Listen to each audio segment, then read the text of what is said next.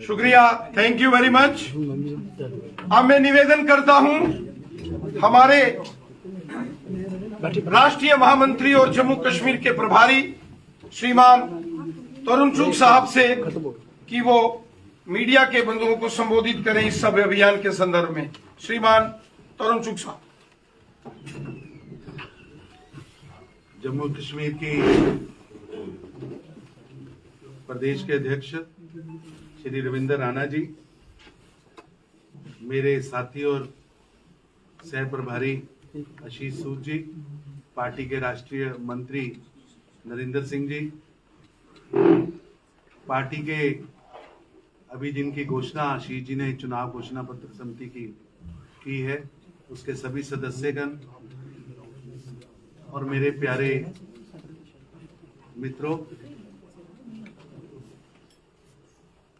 Bharatiya Janata party आदरणीय श्री नरेंद्र मोदी जी के नेतृत्व में पिछले 10 वर्षों में ऐतिहासिक कार्य किए। मेरे को याद है 2014 का जो संकल्प पत्र था, और उसके बाद जब 19 आया था तो हमें गर्व था कि हमने उसमें से लगभग 100% जो संकल्प लिए थे वो पूरे किए। 2019 का हमारा भारत के मन की बात जानने के लिए कैंपेन शुरू हुआ था। लाखों लोगों ने उसमें सुझाव दिए, देश के अलग अलग संस्थानों ने सुझाव दिए। उन संस्थानों के सुझाव और लाखों लोगों के सुझावों के बाद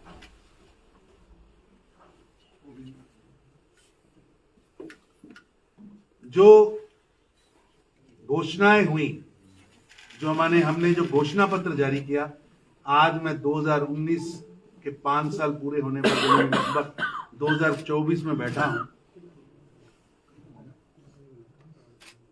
100% जो हमने घोषणा पत्र में कहा था पूरा हुआ।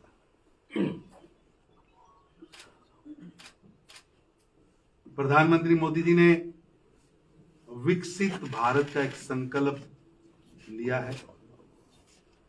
बाल्यकाल से हम सब लोग अपने स्कूल्स में, कॉलेज में सुनते आए हैं विकासशील शब्द भारत के लिए। कभी कल्पना भी नहीं की थी कि भारत कभी विकसित बनने का सपना भी ले सकता। अर्थव्यवस्थाओं में हमारी चर्चा होती थी, दुनिया के सबसे बड़े लोकतंत्र होने के बावजूद, जनसंख्या में बड़ा अनुपात होने के बावजूद हम कभी 15वें नंबर पर लुढ़कते थे, कभी 11वें नंबर पर लुढ़कते थे। कभी हमें सोना गिरवी रखना पड़ता था, कभी देश चलाने के लिए देश के प्रधानमंत्री को बाहर की एजेंसियों के आगे हाथ फैलाना पड़ता था। लेकिन आज मैं अपनी सरकार के 10 साल का रिपोर्ट कार्ड देखूं तो आज लड़खड़ाती ढुलमुल अर्थव्यवस्था से निकलकर भारत एक मजबूत अर्थव्यवस्था के रूप में प्रधानमंत्री नरेंद्र मोदी जी के प्रयासों और उनकी मेहनत की प्रकाष्ठा के कारण पहुंचा है, उनकी नीतियों के कारण पहुंचा है। और मुझे गर्व है कि कभी हम 11 से नीचे का आंकड़ा पार नहीं कर पाए, और बीच में कोविड की महामारी ने जहां दुनिया की अर्थव्यवस्था को हिला दिया, भारत आज गर्व है कि प्रधानमंत्री मोदी जी के नेतृत्व में विश्व की 5वीं अर्थव्यवस्था बना है। 5वीं अर्थव्यवस्था बना। प्रधानमंत्री ने यह संकल्प लिया है कि ये मोदी की गारंटी है कि हम तीसरी पारी में भारत को विश्व की तीसरी अर्थव्यवस्था में पहुंचाएंगे। हमने संकल्प लिया था कि देश के अंदर हर घर में शौचालय होगा, और ये मोदी की गारंटी आज साबित हुई। 10 करोड़ से ज्यादा शौचालय, 10 करोड़ से ज्यादा रसोई गैस, 14 करोड़ घरों में पीने का पानी, देश के अंदर इंफ्रास्ट्रक्चर। एक दिन में कल 2167 रेलवे के योजनाओं का उद्घाटन एक ही दिन में एक ही बटन दबाकर प्रधानमंत्री जी ने किया। 2100 रोड्स का जाल जब जम्मू कश्मीर में आए थे तो आपके सामने कई हजार करोड़ के कार्यक्रमों का उद्घाटन प्रधानमंत्री ने किया। आज हमें गर्व है कि देश के अंदर 4 करोड़ गरीबों को मकान देने वाली सरकार नरेंद्र मोदी की सरकार है, और जो साथ ही संकल्प लेती है कि अगली पारी में 2 करोड़ गरीबों को अपना नया मकान मिलेगा। देश के अंदर लखपति दीदियों की गिनती, देश के अंदर सेल्फ हेल्प ग्रुप की गिनती, एक लंबी श्रृंखला है एम्स की, लंबी श्रृंखला है देश के अंदर आईआईटीज की, लंबी श्रृंखला है देश के अंदर एयरपोर्ट्स की, लंबी श्रृंखला है देश के अंदर कोई भूखा ना सोए, कोई बीमार ना मरे। उसके लिए मोदी जी ने 60 करोड़ लोगों को मेडिकल इंश्योरेंस से जोड़ा, जम्मू कश्मीर के हर नागरिक को मेडिकल इंश्योरेंस से जोड़ा, देश के 80 करोड़ गरीबों के घर पे अनाज पहुंचे, ऐसी योजनाएं चालू की। यानी भारत ने एक लंबी छलांग पिछले 10 वर्षों में मारी है। लेकिन अब देश आगे कैसे बढ़े, देश की सरकार को क्या करना चाहिए, उसके लिए विकसित भारत के संकल्प के लिए संकल्प पत्र लेकर लोगों से कि 2024 का रोड मैप क्या होना चाहिए, 2024 से 29 का रोड मैप क्या होना चाहिए, मोदी जी के नेतृत्व में सरकार को क्या क्या माइलस्टोन तय करने हैं। क्योंकि भारतीय जनता पार्टी जनता का आदेश मानने वाली पार्टी है, इसलिए भारतीय जनता पार्टी के सभी कार्यकर्ता आज सभी साधनों को पकड़ते हुए, कम्युनिकेशन के सभी साधनों को पकड़ते हुए, संपर्क के सभी साधनों को पकड़ते हुए जनता के पास जाएगी। और कल से भारतीय जनता पार्टी के राष्ट्रीय अध्यक्ष श्री जेपी नड्डा जी ने इस कैंपेन को दिल्ली में लॉन्च किया, और मेरे जिम्मे लगा कि हमें आकर जम्मू में लॉन्च करना है। देश के अंदर 10,000 ये सुझाव पेटियां लेकर भारतीय जनता पार्टी के कार्यकर्ता गली गली, बाजार बाजार, एक एक मोहल्ले में जाएंगे, एक एक एसोसिएशन के पास जाएंगे, देश के हर फील्ड में जाएंगे और इसमें सुझाव लेंगे। और ये सुझाव नीचे भी लिखा है सीधा मोदी जी को जाए, कंपाइल कर मोदी जी इसके ऊपर सीधा मोदी जी को भेजे, ये भी इस पे लिखा है। यानी जनता के बीच जाना और जनता से सुझाव लेना, ये काम रहेगा। ये सुझाव पत्रिका दिखाना सीटी जी। इस तरह की पत्रिका लेकर हमारे कार्यकर्ता जनता के पास जाएंगे। इसके पीछे आप अपना नाम और सुझाव लिख सकते हैं। आपका सुझाव बड़ा है तो आप प्लेन पेपर लिख सकते हैं। आप एसोसिएशन है, आप कोई ट्रेड एसोसिएशन है, आप वर्कर्स एसोसिएशन है, तो आप अपने लेटर पैड भी लिख सकते हैं। एक तो ये साधन रहेगा। दूसरा, देश के अंदर जहां 10,000 संकल्प पेटियां पत्रक लेकर निकलेंगी, वहीं 1,000 वीडियो वैन्स गांव गांव जाकर, जनता के बीच जाकर उनसे सुझाव एकत्रित करें। हमारे 250 स्थानों पर देश के बड़े नेता जनता के पास जाएंगे और उनसे सीधे सुझाव मांगेंगे। एसोसिएशन से मिलेंगे। 250 स्थानों पर लगभग 1,000 association, trade, business, industry, chamber, advocates, chartered accountant, इसके अलावा कोई टोकरी बनाने वाली एसोसिएशन है, मछली बनाने वाले, मछली पालने वाले लोग हैं, किसान हैं, हर फील्ड 1,000 में भारत की सभी फील्ड, सभी कोने, कश्मीर से लेकर कन्याकुमारी तक, कच्छ से लेकर गुवाहाटी तक, पोर्ट ब्लेयर से लेकर लक्षद्वीप के टापू तक, और लक्षद्वीप के टापू से लेकर कैम्बल बे के आखिरी पॉइंट तक एक एक कोने के अंदर जाकर सुझाव दिए जाएंगे और उन सुझावों को एकत्रित करके 250 स्थानों पर 1000 कार्यक्रमों के माध्यम से वो सुझाव इकट्ठे किए। 10,000 बॉक्स, 1000 गाड़ियां, 250 स्थानों पर 1000 एसोसिएशन से और इसके अलावा डिजिटल माध्यम से। हमारी पार्टी की नमो ऐप का हमने अभी यहां लोकार्पण किया है। नमो ऐप पर सबके लिए ओपन रहेगा कि आप कोई भी जाकर डिजिटली सुझाव दे सकते हैं। इसके अलावा अभी हमने एक नंबर जारी किया है 9090902024। उस नंबर पर आप लिखित भी, मिस कॉल करने के बाद लिखित भी, और अगर मान लीजिए कोई देश का नागरिक सुझाव देना चाहता है और उसके बाद लिखने का समय नहीं या लिखना नहीं चाहता, तो वो उसमें सुविधा रहेगी कि आप वॉइस SMS के बाद आप अपना सुझाव दे सकते हैं और वो सारे सुझाव सीधे मोदी जी के पास जाएंगे। विकसित भारत क्या होना चाहिए, ये देश की जनता से हम पूछने के लिए आपको क्या लगता है, कैसे आगे बढ़ना है, क्या रोड मैप होना चाहिए, क्योंकि अब देश रुकने वाला नहीं है, अब देश आगे बढ़ चुका है। ये इस सपने को पूरा करने के लिए मोदी जी का जो विकसित भारत की बात है उसको करने के लिए हम निकले हैं। पार्टी के राष्ट्रीय अध्यक्ष JP नड्डा जी ने इसके लिए पार्टी के सभी जिला इकाइयों पर इसी तरह के कार्यक्रम लॉन्चिंग के कल और परसों रहेंगे। देश की पार्टी के जो प्रकोष्ठ है, सेल जिसको कहते हैं, वो सभी सेल, जैसे हमारा सेल है, लीगल सेल है, शिक्षक सेल है, CA सेल है, चौपड़ पट्टी में रहने वाले लोगों का सेल है, कोऑपरेटिव है, उन से पंचायत है, लोकल बॉडीज है, उन सेलों के माध्यम से भी भारत के 954 जिला में कार्यक्रम होंगे और जम्मू कश्मीर में 27 पार्टी के जिलों में 370 कार्यक्रम, क्योंकि 370 सीटों का लक्ष्य भी है और 370 को एक कलंक को भारतीय जनता पार्टी की सरकार ने समाप्त भी किया है। 370 की जंजीरों से जम्मू कश्मीर को मुक्त भी किया है।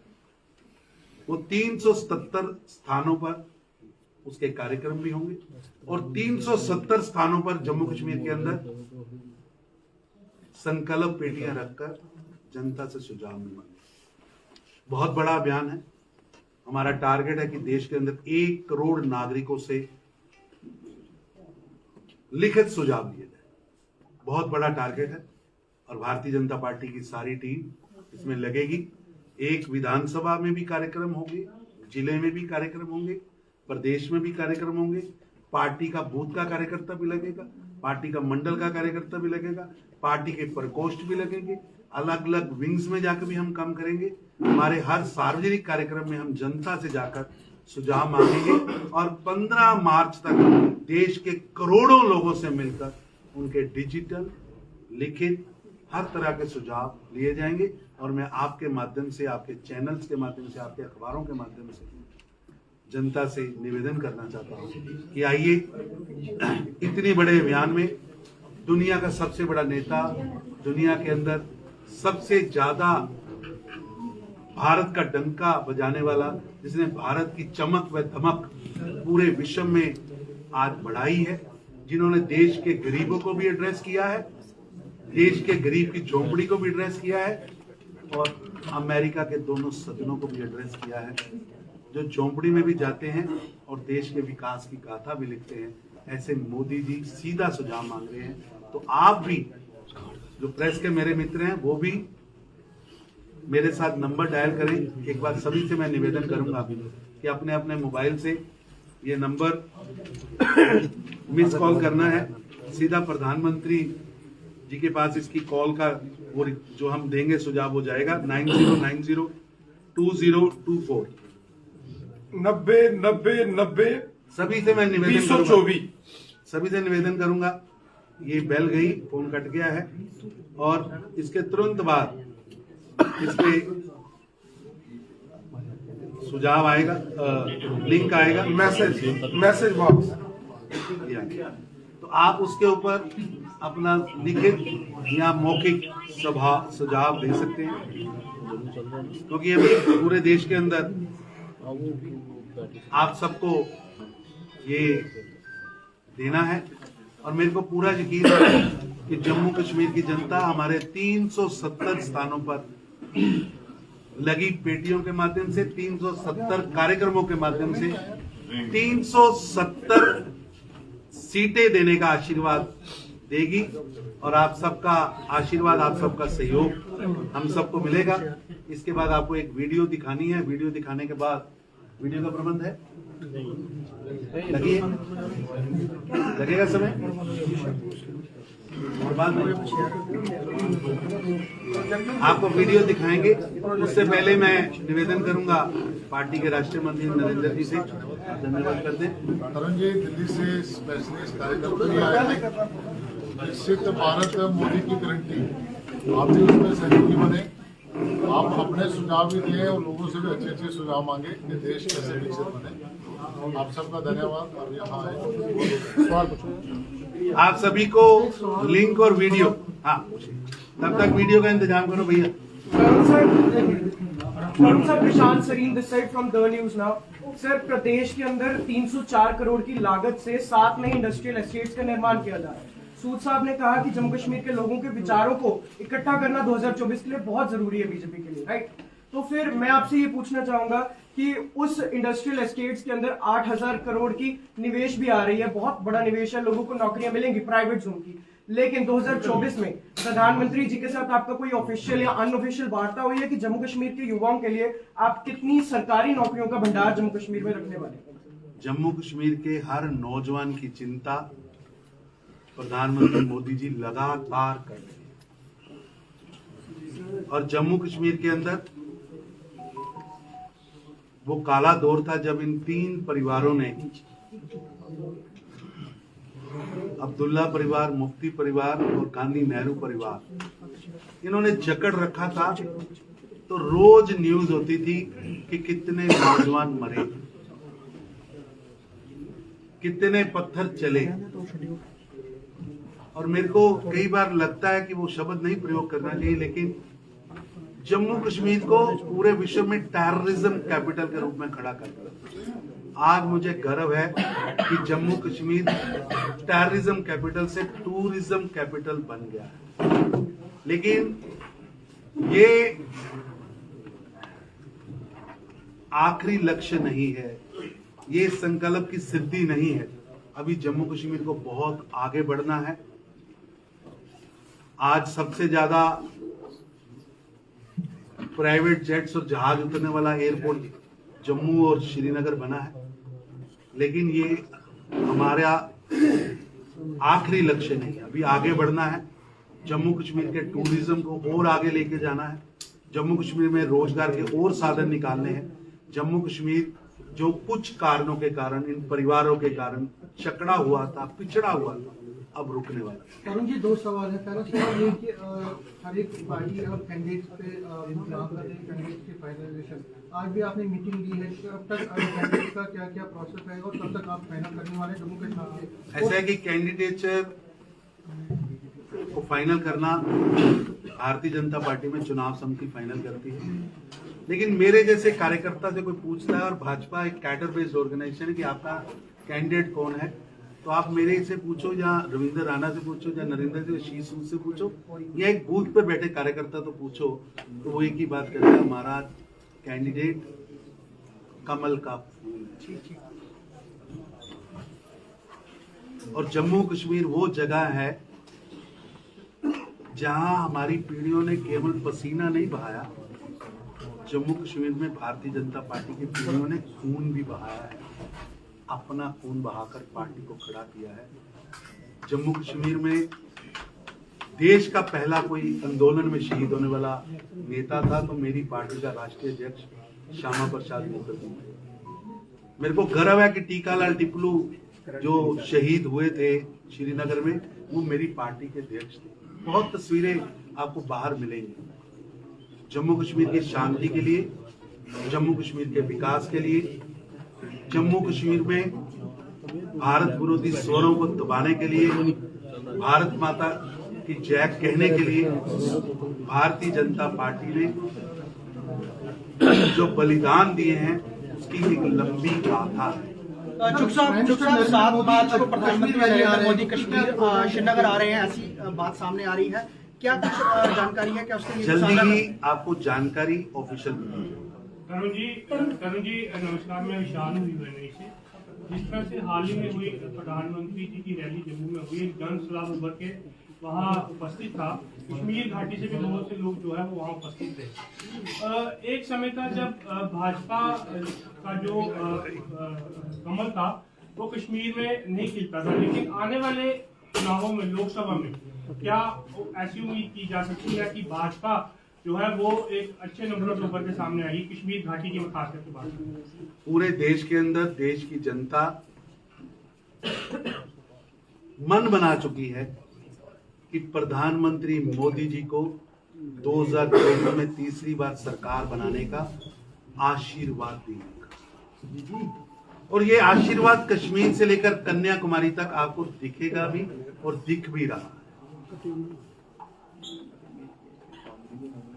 एक जमाना था जब जम्मू कश्मीर के अंदर लोग, बड़े बड़े नेता केवल 3 डिजिट के टोटल वोट लेकर सत्ता में आते थे।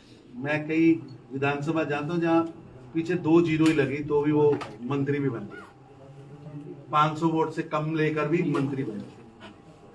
लेकिन आप डीडीसी चुनाव देखिए, बीडीसी चुनाव देखिए, पंचायत चुनाव देखिए। डीडीसी चुनाव में लगभग 21 लाख वोट पड़े, जिसमें 10 लाख वोट कश्मीर वैली में पड़े। और उससे सबसे महत्वपूर्ण बात है कि कश्मीर वैली के 10 लाख वोटों में 5 लाख लोगों ने, जो 3 परिवारों ने मिलकर और 3-4 छोटे दलों ने मिलकर एक पुकार गठबंधन बनाया था, उसको नकारा था। 5 लाख लोगों ने उसके खिलाफ, गठबंधन के खिलाफ वोट। ये नई शुरुआत है, लोग खुल के बाहर आए हैं। लोगों का मोदी जी पर विश्वास है, क्योंकि मोदी जी ने विकास करके दिखाया है, और सबका साथ, सबका प्रयास, सबका विश्वास जीता है। सर मेरा एक सवाल रहेगा तरुण सर, मेरा एक सवाल रहेगा, कोई इसमें दोहराए नहीं कि देश के प्रधानमंत्री नरेंद्र मोदी जी के नेतृत्व वाली सरकार ने बड़े अच्छे कदम उठाए हैं, गरीबों का सोचा है, और साथ ही साथ अगर बात करें कश्मीर की हालात तो शांति को बरकरार रखने का प्रयास किया जा रहा है। वहीं दूसरी तरफ जो युवा पत्थर उठाते थे, आज उनके हाथ में किताबें और लैपटॉप है, कोई दुराहे नहीं है। पर एक तबका है जिसमें 2014 में वायदा किया गया था उन गरीब डेली वेजर्स का, जिन्हें पहली सरकारों ने जिनका शोषण किया है। भारतीय जनता पार्टी सरकार पर आज भी उन्हें विश्वास है, आखिर कब उनकी परेशानी का समाधान? मेरी दीदी जो है उसने, मैं जो बोलना था मेरी बहन पहले ही बोली है, तो मैं एक बात कहना चाहूंगा। आप सब पत्रकार हैं, लेकिन आप नागरिक हैं। कभी छाती पे हाथ रख के सोचिए